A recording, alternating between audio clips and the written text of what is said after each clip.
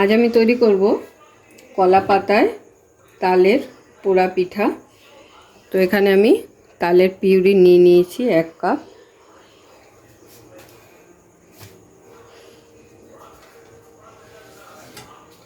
আর কটা কলা পাতা এইভাবে সাইজ মতো আমি কেটে পরিষ্কার করে রেখেছি। প্রথমেই যেটা লাগবে সেটা হলো চালের গুঁড়ো। তো আমি এবার চালের গুঁড়োটা নিয়ে নিচ্ছি। এবারে দিয়ে দেবো এর মধ্যে পরিমাণ মতো চিনি।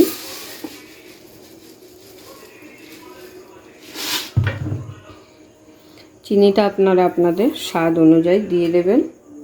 যে যেরকম মিষ্টি খায় সেই বুঝে কিন্তু মিষ্টিটা ব্যবহার করবেন।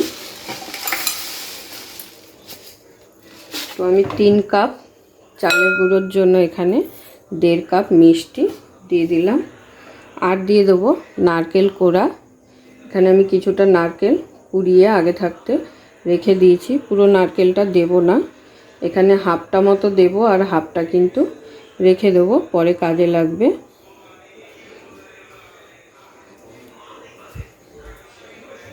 সমস্ত কিছুকে হাত দিয়ে একটু মিশিয়ে নেব।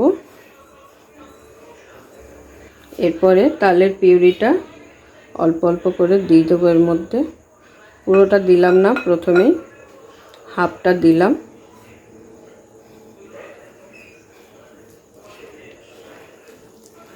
এইভাবে হাত দিয়ে কিন্তু মেখে নিতে হবে। তো দেখুন আমার ডোটা একদম রেডি হয়ে গেছে। তো ঠিক এরকম তৈরি করে নিতে হবে, খুব বেশি পাতলাও না, আবার খুব বেশি গাঢ় করে ঘন করেও না। এইভাবে হাত দিয়ে সুন্দর করে মেখে একটা ডো তৈরি করে নিয়েছি।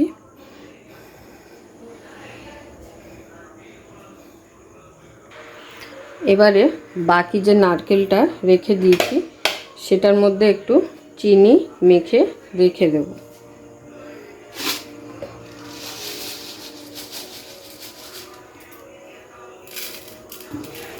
হয়তো ভাবছেন এই চিনিটা দিয়ে কী হবে, চিনি আর নারকেলটা দিয়ে। তো সেটা জানতে গেলে কিন্তু পুরো ভিডিওটা আপনাদের দেখতে হবে। এরপরে কলা পাতাগুলোকে একটু ভালো করে মুছে নেব। তো একটা সাদা ধুতি কাপড় ভিজিয়ে এইভাবে কলা পাতাগুলোকে সুন্দর করে মুছে নিচ্ছি।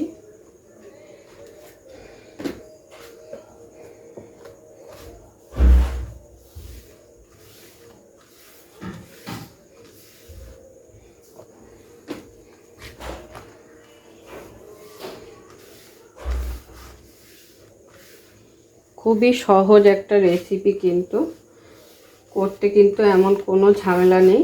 যদি ঝামেলা কিছু থেকে থাকে সেটা হলো তাল ছাড়ানোটা, আদার্স কিন্তু কোনো ঝামেলা নেই।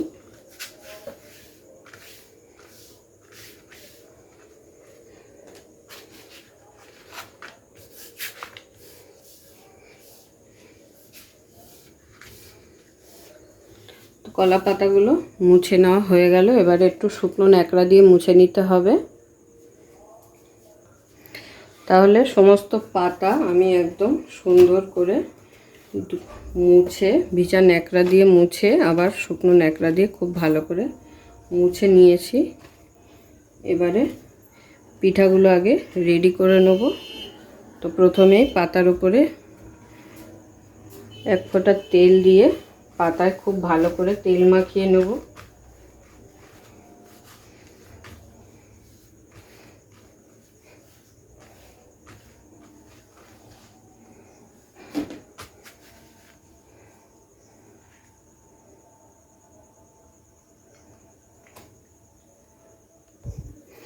এবারে সমস্ত কলা পাতায় তেল মাখানো হয়ে গেছে। এবারে অল্প অল্প পুর নেব কলা পাতায়।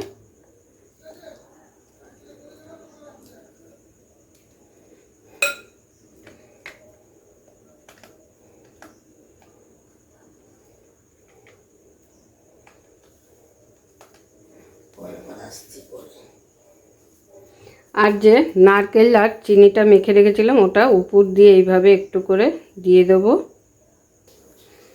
তো হয়ে গেল একটা পিঠা আমাদের রেডি। এইভাবে সমস্ত পিঠেগুলোকে আগে রেডি করে নেব। তাহলে দেখুন আমি সমস্ত পিঠে রেডি করে ফেলেছি। এবার এগুলোকে তৈরি করে নেওয়ার পালা। তো চলুন তৈরি করে নিই। এবারে একটা প্যান বসিয়ে গ্যাস ওভেনটা জ্বালিয়ে দেবো।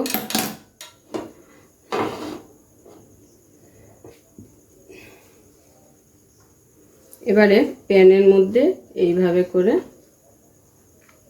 পিঠেগুলোকে সেট করে দেবো। আর গ্যাসের আঁচ কিন্তু লো টু মিডিয়ামে রাখতে হবে।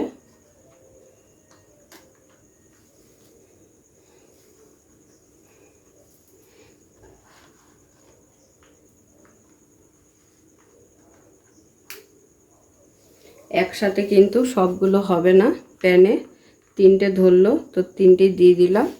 এবারে দিয়ে দেবো ঢাকা। এইভাবে লো টু মিডিয়ামে গ্যাসের আঁচ রেখে আমাদের এটাকে রান্না করে নিতে হবে। তো প্রায় 10 মিনিট হয়ে গেছে, আমি ঢাকা দিয়ে রেখেছিলাম। এবারে তুলে চেক করে নেব।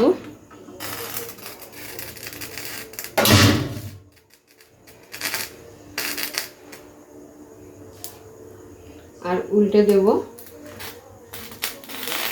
তো দেখুন এই পিঠ কিন্তু কলা পাতা পুড়ে গেছে, তার মানে এই পিঠটা ভাজা হয়ে গেছে।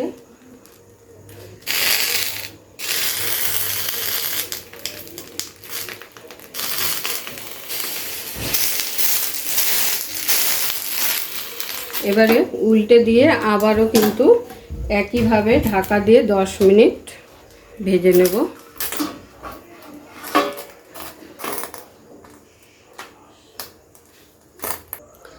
তো আবারও প্রায় 10 মিনিট হয়ে গেছে, উল্টে দিয়েছিলাম। এবারে আমি এগুলোকে নাবিয়ে নেব।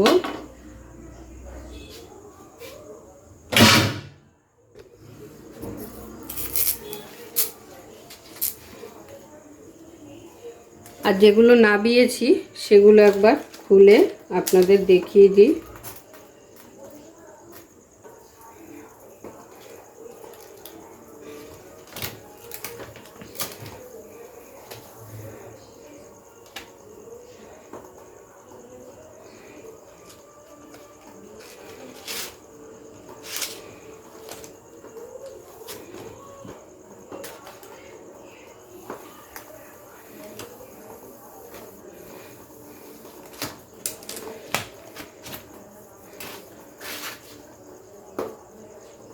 তো দেখুন এই হচ্ছে কলা পাতায় তালের পোড়া পিঠা।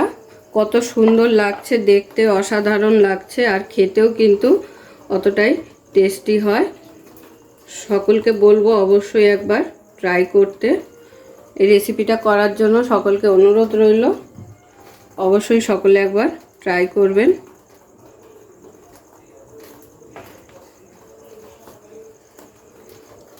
তো এবারে একটা আমি কেটে একটু পিস করে দেখিয়ে দিই।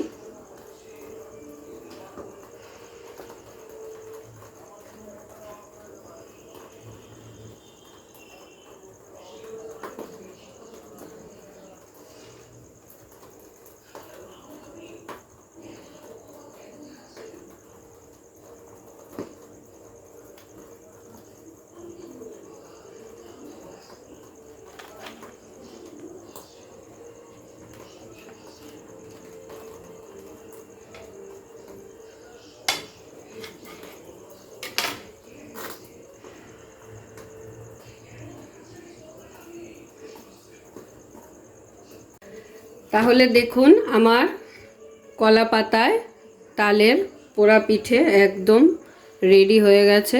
সমস্ত পিঠেগুলো আমি একদম তৈরি করে প্লেটে সুন্দর করে সাজিয়ে নিয়েছি। তো আজকের আমার এই তালের পোড়া পিঠে কলা পাতায় করে আপনাদের কেমন লাগলো অবশ্যই সকলে কমেন্ট করে জানাবেন। আপনাদের কমেন্টের আশায় রইলাম।